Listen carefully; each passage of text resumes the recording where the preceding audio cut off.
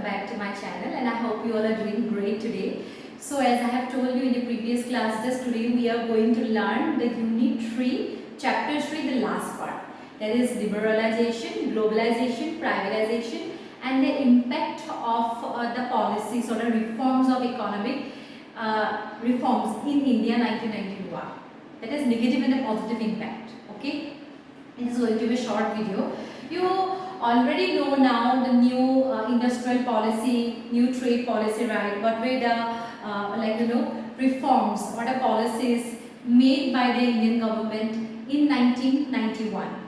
Okay, so same it is interlinked. Liberalization means that Indian government in 1991 came with the term that is pre to, I would say, globalization. That is previous to globalization. That means it was a process, the liberalization, which has said that that there should be a easy way to get access to the private ownership.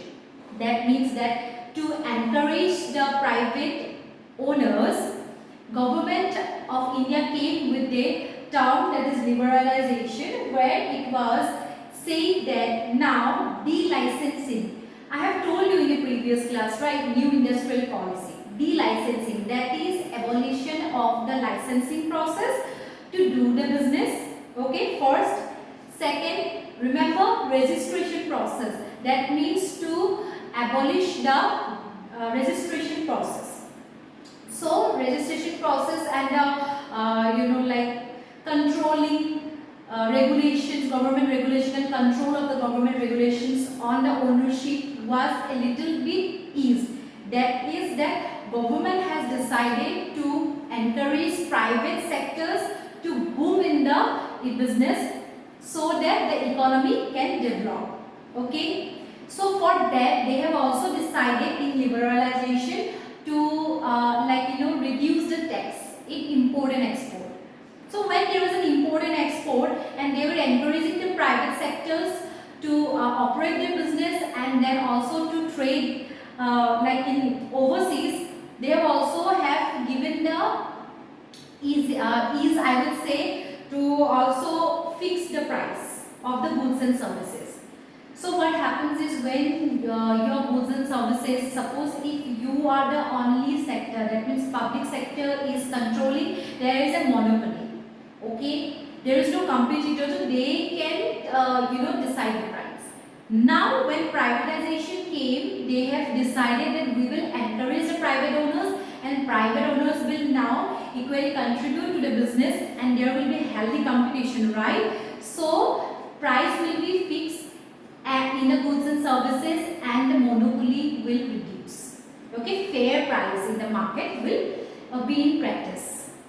Apart from that, tax reduction, okay, and then disinvestment, that is public sector will be selling of the equities, right? And then private sector, private businesses were encouraged in liberalization.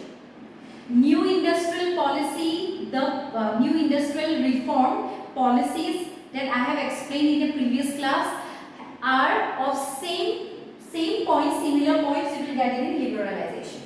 It is same only, I am just explaining you what it is, that's it. And then privatization, it is also same privatization. The term private itself says that government was focusing on the private sectors now. They have sell off and disinvested their shares, then sell off the equity to the private owners. That means below 51% they have invested on some sectors. Now private public or the private owners can come and invest in those I would say sector, and they can also boom equally now in some companies. Suppose I would say there was some public companies before. Now government has decided that we will also give a ownership to the private peoples, okay, private sector. So now what will happen that privately some owner will come and invest more shares as a promoters than the public. That means now the whosoever has the majority of the shares can dominate the company or the sector, right? That means that suppose I am saying government had a company and I have lots of money. Okay. Now I as a promoter have decided, owner have decided that I will go and buy the shares. I will buy 60% of the government shares. Okay. Then I am the owner now. Again with me also, if there are different shareholders coming and then buying more than total, we have bought 60% or 51% of the shares of a private company. Now it is not under their control, it is our control. We will control the company. Now we will decide what technology advancement we need to do, what are the changes needed in the like I would say operation of the business, who we will hire, what will be the salary, everything will change. Like you can say an example of now the electricity board, right? Electricity board before energy sector was completely under government control. Now they have given leverage to the private sector. Now private sector is running it. Okay, so you got the point now. This was an example, good example. Now globalization. It is saying globalization means government of India has decided after 1991 to globally trade. Then now the trading business of the businesses, operation of the business is now, I will say, global. So if suppose I am saying in global market now there is war, right? Whenever there is a war, there is also going to be an impact in the businesses as well. Why? Because now government has given the access to the private ownership or the private sector now to grow and then do trade and the businesses in the overseas. That means that subsidiaries. What do you mean by subsidiaries?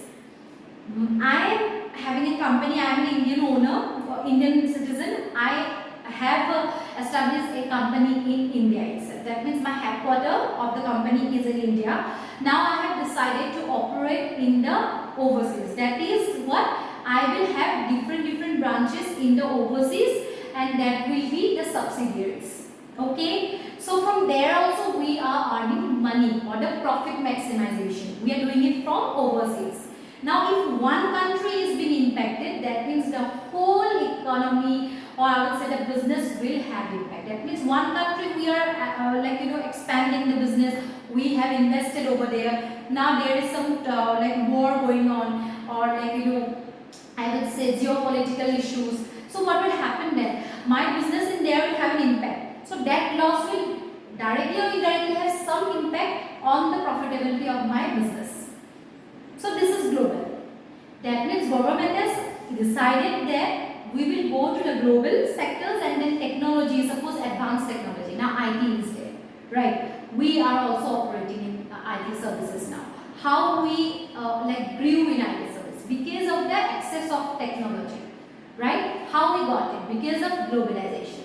That means overall, whether it be good impact or bad impact, both is directly linked to the world now. That is one, we are global now.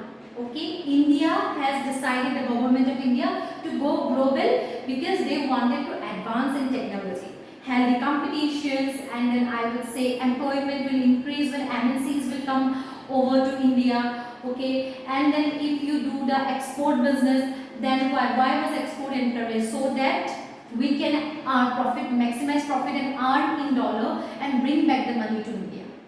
That way the currency exchange or the flow, money supply flow will increase, and also the development of the society as well. Okay, so this is globalization. I have already explained you in the previously in I took at least 57 minutes to discuss all these things in details in the previous class. I am just now giving you the meaning of liberalization, privatization and globalization. I will not explain in details because I have already did it in the previous class.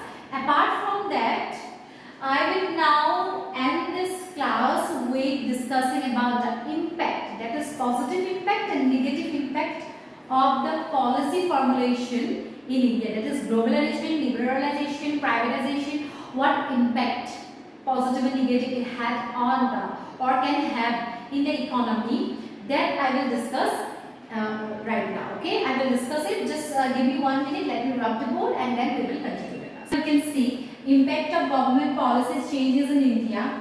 Now I am going to discuss the positive first. Okay, improvement of supply of goods and services. Improvement after globalization and then liberalization or changes in the I would say the policies like the capital reform and then the monetary reform, right? So those have brought a improvement in the supply of goods and services. That means that goods and services have improved. So the quality of the good, because if suppose we require quality, like I have discussed previously, if we require quality raw materials for the goods, we can directly import now. The barrier has been reduced, right? Suppose if we want to give a good excellent services, now we have competition. We can learn from each other and grow. That way the improvement has been made. That means healthy competitions, development of the goods and services has made the product quality so I would say superior that we can also go and operate the subsidiaries in overseas now, the businesses you can see. Like I would say Tata is having subsidiaries in overseas, right? Why? Because we as a whole the company has grown. And how it has grown? Because of that easy access of technology, raw materials, anything required, we can get access now globally, right? Now, increased flow of FDI. That means the foreign direct investment.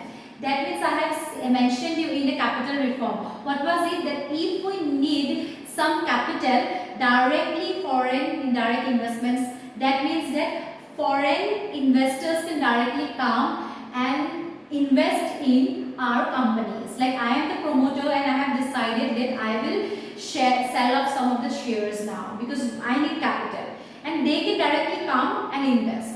Suppose we are now in a partnership with the foreign investors, they can also, if they have some technologies or if they have some kind of I would say superior product knowledge, they can give it to us now. We can also grow from that perspective. Or even if we have our own superior quality but we do not have the capital, right away we can get the capital from the foreign direct investors. Okay, investors can directly invest.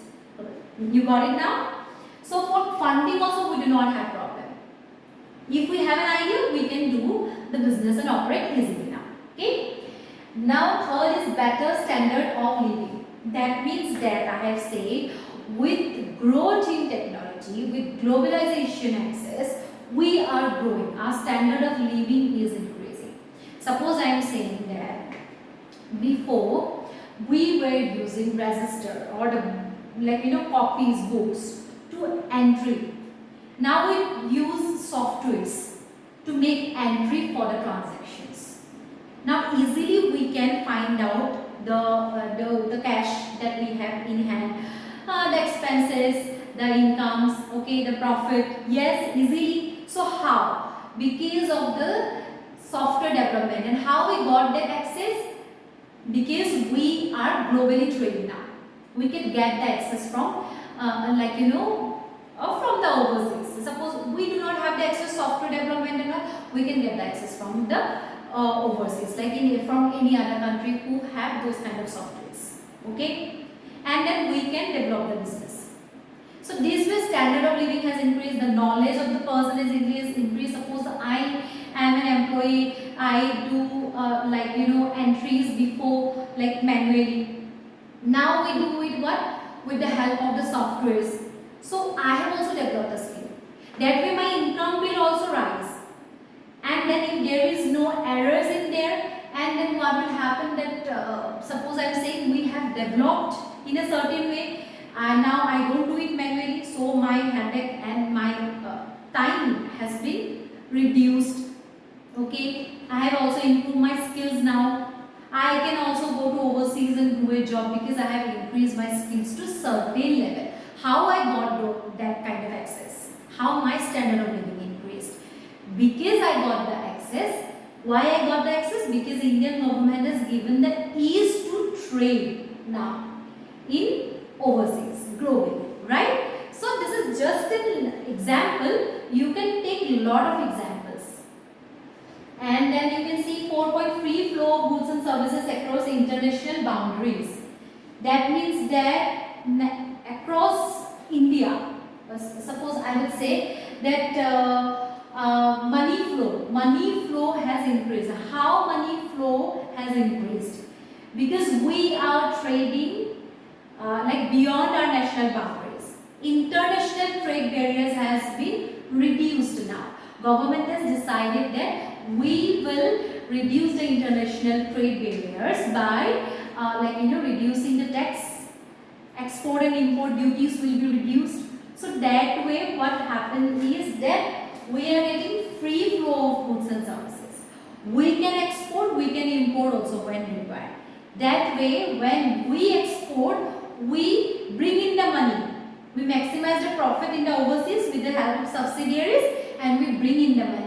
So when we are in profit, that means that in case of export, we are increasing the money flow.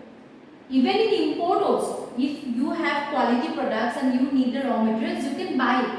And then with the help of the quality products, when you sell it off in different countries and overseas, you already will maximize the profit by that.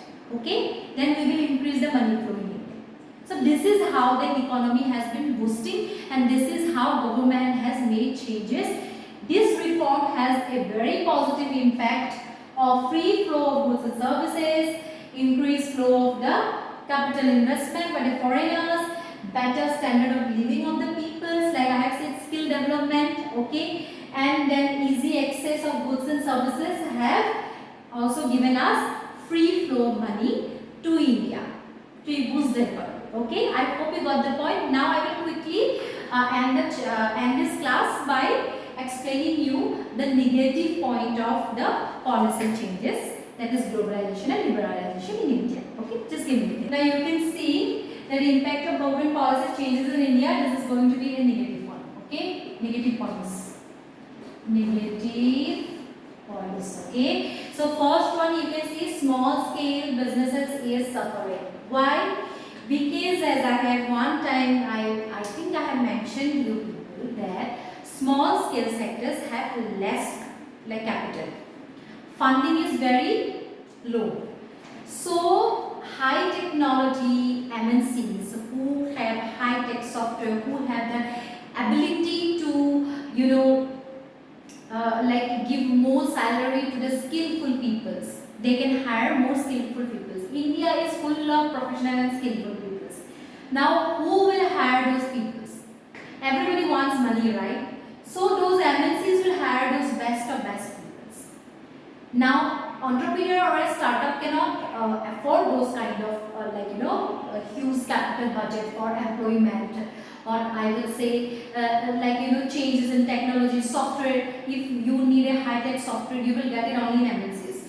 You can definitely have an access, but it is going to be very expensive, so sometimes we have to adjust. Okay, and then the raw materials, if you are supposed to thinking of doing a business in goods, so we will need raw materials. So those competition is so high and so advanced that suppose I am saying I as a entrepreneur is operating a business, it will take more time for me to complete the operation process and sell it off the goods. Why?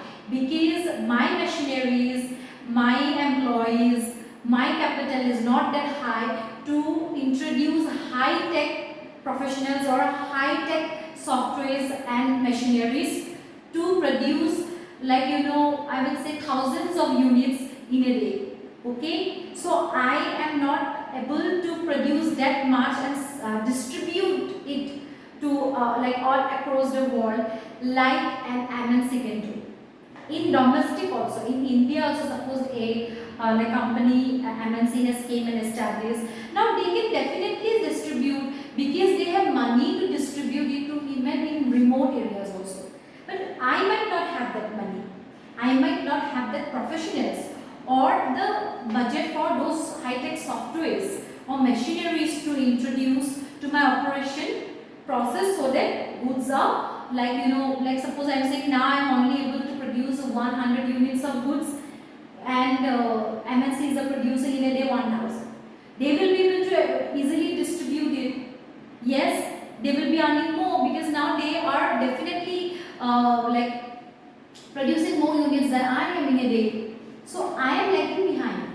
People will not see what kind of struggle you are doing. People will see the quality and the access of the product. Okay, they can also minimize the cost that way because they are producing more units in a day. So this kind of problems is what is saying that small scale businesses is suffering in India because of the MNCs and the globalization. Okay, this is a huge impact. Now second is degradation of Indian culture and social value. That means that when MNCs came in, westernization came in. Now you will hardly see, suppose I am talking about dresses. You will hardly see woman or man following the social traditional custom. That is like dress. We are not even comfortable wearing our own traditional attire while going to the offices. Now professionalism in offices and corporate sector says that because of MNCs we will wear formals. Most of the time they say wear formals. And formals come under shirt, pant, yes. But what about our Indian culture, social values? It is degrading, right? People are not even comfortable also wearing it all the time. In teaching professionally, you will see people wearing saris, salwars, probably. Apart from that, you will not see in any other like I would say, not in public sector, but mostly now it is privatization. In private, you will not see it. Why? Salwar is still more commendable, they will allow you, but I would say mostly formals are being valued in corporate sector because of the MNCs, the impact, okay, westernization impact. So this is only degrading the value, cultural, social values. Indian own existence of traditional way is degrading, right? So now third point is unemployment in latest technologies. Now this is a very good example for this AI world. Now that robotics and then I will say AI. Suppose I am saying before you can see people were there to chat with you in customer service. This is a good example. Now in customer service chat process is already being taken up by the AIs. Now mostly you will not see people chatting with you. AI do that part. So that way employment is decreasing. And then in future also there is a 90 to 80% probability that they will also take up the job for the voice calls of the customer service.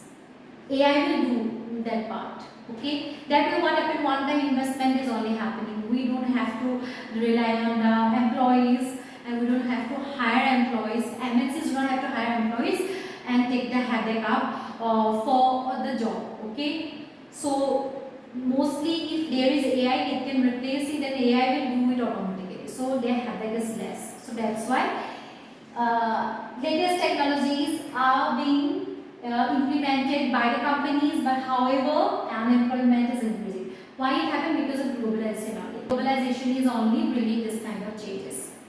In the world it is happening. So we are also united and we are also growing with the changes that is happening in the world. So that way we are also having the same impact, right? Now fourth is MNCs are here for profit maximization. It is true that MNCs comes to India, not only in India, in anywhere. We also, if we have a subsidiary or we are also operating in any other country, we will also think only about maximizing the profit and bringing it back to our country, right? So that way they are also doing the same thing. They are maximizing the profit. They are not thinking about whether our economy will grow or not. They are not thinking about what will happen if the employment decreases. Like with latest technology, employment is decreasing. That means when employment decreases, the source of income also decreases for certain like the sector peoples. What will they do? They will not have employment. They will not have income source. So that way economy in a certain area it will decrease.